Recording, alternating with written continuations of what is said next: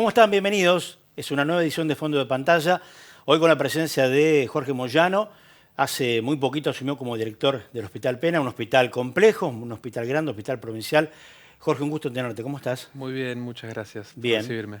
Jorge Moyano, ¿te dicen, tenés algún sobrenombre, algún apodo? No, No. Jorge, a secas. Jorge, creo que el primer desafío, a ver si me equivoco, capaz más para afuera que para adentro, pero te lo pregunto, fue romper con esto de el director del Pena o de un hospital importante tiene que ser un médico, ¿no? Vos no sos médico, sos profesional, pero no de la medicina específica como médico, ¿no? Tal cual, sí, soy licenciado en Trabajo Social y docente. Y sí, fue un desafío en muchas direcciones, sigue siéndolo, pero sí, creo que para el adentro y para el afuera también. Inmediatamente creo que el hospital empezó a reaccionar favorablemente a esa designación, sobre todo estando ya hace tantos años en el hospital, hace casi 20 años estoy en el hospital. Así que cuando se empezó a dar un conocimiento más fluido con aquellas personas que están más dedicadas a la internación, porque además de estar adentro del hospital y ser de otra disciplina, yo hacía unos cuantos años que estaba por lo que se llaman los dispositivos comunitarios de salud, es decir, que no hacía pie permanentemente en el hospital, por venir del área de salud mental. Entonces hubo que volver a recuperar ese andar del interior del hospital, que lo había tenido durante los primeros años en mi formación como residente de trabajo social y en mi primer trabajo en el hospital, pero que después fue mutando a otras cosas. Así que hacia adentro hubo que recuperar eso y hacia afuera contar un poco, ¿no? Dar alguna cuenta de lo que es el trabajo que se propone desde el ministerio. Pero hoy no reviste grandes inconvenientes. Creo que fue más sí, la sorpresa del comienzo para nuestra ciudad, sobre todo para instancias como las nuestras, porque en otros lugares de la provincia ya había habido ensayos de otras disciplinas no médicas, no en la dirección ejecutiva, sí, pero en las direcciones asociadas o en otros cargos de gestión. Así que entre esas cosas anduvimos los primeros meses, pero creo que eso ha quedado saldado. ¿Cómo es la agenda de un director de hospital para trabajar con lo diario, esos problemas que te estallan en el día a día y lo estructural de la salud en un ámbito tan particular como un hospital regional como es el Pena, donde hay situaciones que cortan cualquier cuestión que tenga que ver con un gobierno, un mandato, un partido, fuera de la grieta, y problemas estructurales que trae la salud? ¿Cómo manejar esa agenda? Es complejo. Creo que ese es uno de los grandes desafíos, ¿no? El poder ubicar la magnitud de los grandes problemas con aquellos problemas o aquellas cuestiones de soluciones diarias y cotidianas del hospital, ir juntando esa agenda de lo grande, aquellas propuestas que van marcando a largo plazo acciones sobre las cuales hay que ir trabajando porque son precisamente a largo plazo, que van a impactar de acá a unos años o unos meses de trabajo, y hay cosas que son diarias en relación a, qué sé yo, la gestión de un turno de una persona que no pudo llegar y no pudo acceder. Más el manejo de semejante cantidad de complejidad de consultorios, de situaciones y de personal. Somos 1.200 trabajadores en un edificio también muy grande, muy complejo. Así que creo que el primer tiempo fue acomodar esa mirada. Yo venía de una experiencia de gestión mucho más reducida, en el que ya se empezaban a dar estas idas y vueltas entre lo pequeño y lo grande, pero al nivel de la escala de un hospital provincial, que es el segundo hospital más grande de la provincia de Buenos Aires y obviamente el más grande de todo el sur de la provincia, esto se va complejizando. La agenda va variando y moviéndose entre montones de cosas y reuniones que ya están pautadas para lo largo de la semana, y la complejidad de los temas que van apareciendo, interrumpiendo esa agenda, posponiendo reuniones, y algo que intentamos hacer, por lo menos desde que estoy en la gestión, el estar atentos a lo que los jefes de servicio y a los empleados del hospital van trayendo diariamente, que eso está por fuera de toda agenda, pero que irrumpe, y hay que darle lugar y hay que darle bolilla. Se me aparecen temas como lo que vemos que por ahí pasa con los residentes, que faltan algunas especialidades en las guardias, no sé si los pediatras. ¿Cómo manejan eso cuando vos ves que a veces querés, pero no se puede resolver o no es fácil resolver un problema? ¿Qué te pasa si eso crea angustia, impotencia? A veces no alcanza con la voluntad de un político, de un funcionario de resolverlo. No sé si es problema de caja a veces. ¿Cómo lo vivís? Al principio fue de gran impacto, eso de gran sorpresa en relación a cómo poder manejar temas tan grandes con respeto y sobre todo con respeto a los profesionales, a los técnicos y a los trabajadores que ya venían implicados de muchos años en esas tareas. Así que inicialmente lo que nos propusimos fue volver a escuchar. Yo comparto la dirección con 2 compañeras que ya estaban en la gestión anterior, con Alejandra y con Jimena. Nos incorporamos Nadia y yo. Y por lo menos Nadia y yo planteamos, bueno, hay que volver a escuchar un montón de situaciones, que más allá de que nuestras otras compañeras tengan registro, nosotros tenemos que volver a registrar esto, volver a escucharlo con ese grado de importancia y de complejidad que tiene el asunto. Así que fueron meses de abrir mucho la dirección, escuchar, ponernos en tema, para no salir a tomar decisiones apresuradas o que tuvieran un tono que suelen tener las instituciones grandes, que es este tono de los ejecutivos de bajar una medida o tomar una acción sin tener en cuenta lo que le pasa a los trabajadores. Creo que eso yo lo tengo aprendido como parte de mi trabajo en salud, así que lo que nos propusimos con Nadia fue escuchar, primeramente. Volver a escuchar todo lo que ya venía circulando, porque parte de estos problemas que hoy administramos ya venían de hace muchos años. Digamos, lo que es el problema de la fuerza laboral en salud, que vos recién traías, es un problema que ya tiene muchos años. Pero hay que escucharlo permanentemente con una oreja nueva, con una visión nueva. Así que lo que hicimos durante este primer tiempo fue eso, ¿no? Volver a encontrarnos con lo que traían, pero en el tiempo presente, escuchando la historia, pero situados en el tiempo presente.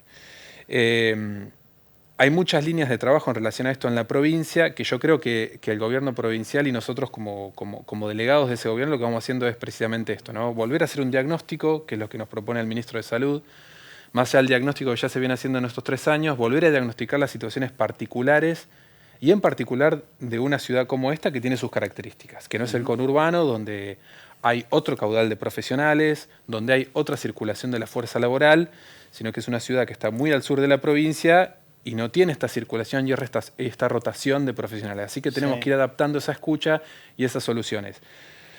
Muchas reuniones, muchos encuentros con los servicios, idas y vueltas de propuestas para ver cómo hacemos con estos profesionales que tenemos, con estos técnicos que tenemos, con estos trabajadores que tenemos para ir atendiendo la demanda e ir viendo cómo situamos eso. Ahora, Jorge, cuando no hay vocación por ir por un nuevo médico, por un médico residente o por aquel que está estudiando la carrera, medicina o alguna otra especialidad vinculada al ámbito, no hay vocación por lo público, por ahí capaz que no hay manera de convencerlo, si ya dentro de su idea está ir hacia otro lado. O sea, cómo convencer a alguien de que vaya al sistema cuando no lo quiere estar, por más que se le agregue un mejor sueldo o haya algún presupuesto un poquitito más acomodado.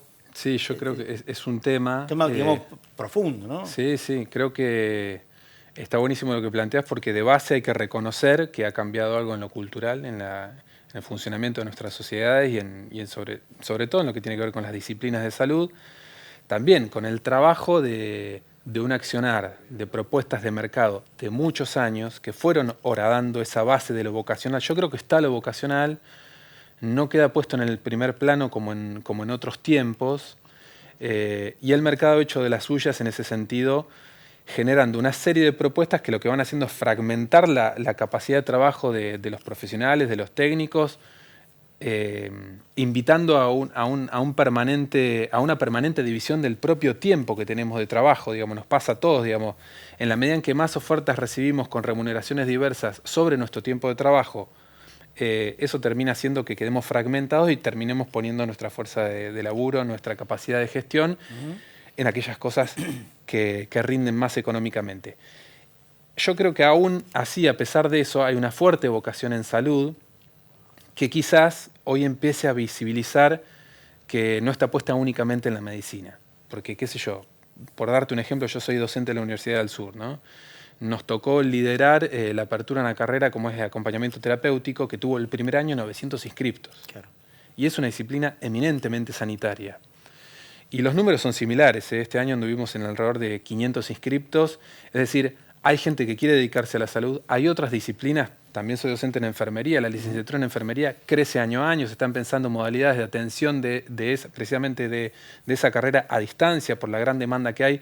Lo que va cambiando es la conformación de esa materia sanitaria que impacta claramente en la disciplina médica. Es cierto lo que vos decís, las disciplinas básicas de la medicina del cuidado, la pediatría, la clínica, la emergentología, la terapia, se ven afectadas por una gran oferta del mercado que tiende a llevar para su redil a veces sobresaturando de demanda, de oferta, perdón, algunos espacios, empobreciendo y dejando con menos calidad de atención a los sectores que menos tienen. Uno ve eso, ¿no? Los profesionales que por ahí prefieren más, yo no sé si simplificarlo así, pero el consultorio, que por ahí un hospital o una residencia en un lugar donde pueda aprender un poco más. Pero no quiero irme más allá de eso Sí, sí. y llevarte al lado de donde vos venís, que es el ámbito de la salud mental. Ujú. Una definición de cómo está hoy la Argentina en esto y qué camino nos falta recorrer. Digo, a nivel institucional uno ve que, o como que cuesta un poquitito que el sistema esté receptivo para una problemática tan compleja, ¿no? En tema de salud mental estamos atravesando un momento que para los que venimos de la salud mental es fantástico, que tiene que ver primero con que hay una clara implementación de la Ley Nacional de Salud Mental. Hace un momento recordábamos que empezamos a hablar de esto hace unos 12 años y veníamos con compañeros y compañeras cuando recién salió la ley y bueno, ahí ya nos hemos encontrado con vos a hablar de estos temas frente a un marco normativo que parecía que iba a ser imposible de implementar y había que anunciarlo y contarlo. 12 años después de la implementación de la ley, podemos decir que se dieron muchísimos cambios en el sistema de salud y que aquellos que venimos del bajo fondo del tratamiento de esta ley, que la militamos para que salga aprobada en el Senado y que trabajamos diariamente con la ley, van dándose cambios importantísimos. Por ejemplo, en la ciudad, en la provincia de Buenos Aires, se está avanzando fuertemente con el cierre de los manicomios. Digamos que esto era algo que estaba absolutamente pendiente. En los últimos 3 años se cerraron infinidad de salas manicomiales, sobre todo en las grandes ciudades de internación. ¿Cómo se trata al paciente? ¿Cómo es la estructura, la dinámica? La dinámica tiene que ver con ofrecer primero equipos de abordaje que tengan que ver con la vida cotidiana del paciente. En salud mental decimos que lo más complejo del abordaje, de la locura, por llamarlo en términos coloquiales, de esto con lo que trabajamos, no está en la internación, sino que está en lo que pasa después de la internación. ¿Qué pasa con ese sujeto que tiene que volver a su trabajo, que tiene que volver a su familia, que tiene que volver a enlazar con esos vínculos que fueron quedando deteriorados en el transcurso del tiempo por esos largos años de internación? Esto era lo que pasaba. La gente quedaba aislada en centros de detención sanitarios y tenía que volver a recuperar estos vínculos. Los equipos de salud mental trabajamos en eso, generamos condiciones dignas de vida para las personas y se están implementando fuertemente acciones que tienen que ver con volver a ofrecer vivienda, trabajo, asistencia comunitaria y que haya una circulación a veces un tanto desprolija. Yo creo que en eso la cultura ya se fue acostumbrando también un poco a esto, un tanto desprolija y un tanto caótica por momentos, pero el abordaje de la salud mental en la comunidad tiene que ver con esto. Pero bueno, se van garantizando esas formas de acceso y de circulación que hace 10 años atrás para nosotros que veníamos de esta circulación nos parecían impensadas. Así que todo eso para nosotros es para celebrarlo. Creo que es un poco a mí lo que me convoca a aceptar este desafío de estar en la dirección también. Yo vengo de ver durante 3 años que el Ministerio de Salud de la provincia está avanzando fuertemente en algo que parecía imposible. Y empecé a pensar, bueno, si esto que parecía imposible empieza a dar frutos, otras tantas cosas también pueden dar frutos, así que asumo este desafío porque me interesa lo que está pasando. Súper desafío realmente, ¿no? Sí. Uno lo ve de afuera, es realmente una empresa harto complicada. Ya en el cierre de la entrevista, Jorge, volcarte un poquitito a lo personal. Sí. Yo mirando un poco tu perfil y averiguando un poco, creo que tenés un costado artístico importante, ¿no? Sí. Contame un poquito de eso. De música, de arte, Sí, tu cable a tierra, es tu otra porción de la vida. Sí, yo creo que me acompaña desde siempre. Se fue desarrollando desde chico y creo que es una instancia que después se afianzó mucho más con la circulación dentro del campo de la salud mental. El campo de la salud mental está fuertemente ligado a lo cultural y a lo artístico, y mi circulación por los barrios periféricos de la ciudad en programas familiares también. Apareció como una herramienta en la que pude apelar a eso que creía que estaba en el pasado, que era lo visual y lo musical, y fue apareciendo, ya te digo, como herramienta que me permite circular estos espacios desde otro lugar, me permite vincularme con gente que me ayuda a pensar de otra manera, que me ayuda a pensar la salud y el mundo de otra manera. Y después también familiarmente creo que lo vivimos un poco así. Puedo decirte que mis hijos son todos artistas, o hacen música, o escriben, o leen. Y sí, más que cable a tierra, creo que es una parte fundamental de la vida que me permite conectar con eso que en salud mental o en psicoanálisis decimos que no sirve para nada, es decir, que no está al servicio de ningún propósito más que de vivir. Mirá No vos. sirve para nada, pero sirve para Sí. mucho.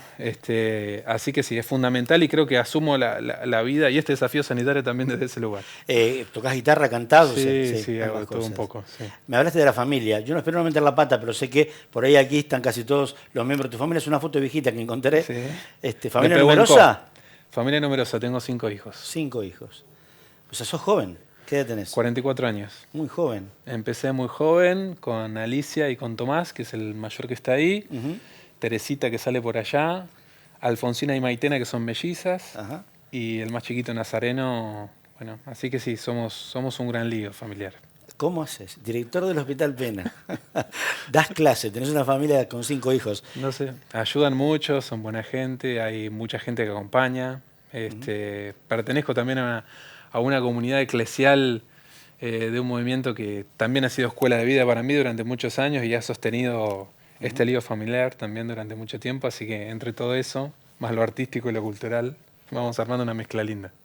Bueno, un gusto haberte tenido y Bueno. la verdad que estás en un lugar que tiene una relevancia y un desafío o unos desafíos muy importantes por delante, así que te deseamos lo mejor en la función. Bueno, gracias por la entrevista y la calidez. Por favor.